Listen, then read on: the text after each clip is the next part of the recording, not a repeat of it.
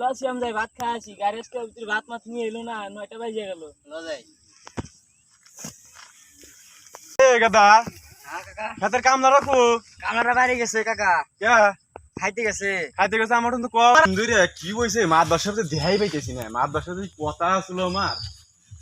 মাছ বর্ষা আপনারই খুঁজতে আছি আমার একটা কথা ছিল কি করবে কও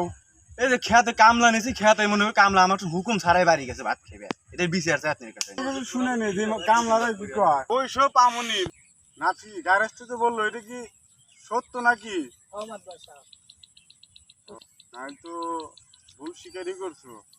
মাছ বর্ষা সবই তো শুনলেন আপনি যা করার করেন আর শুনলাম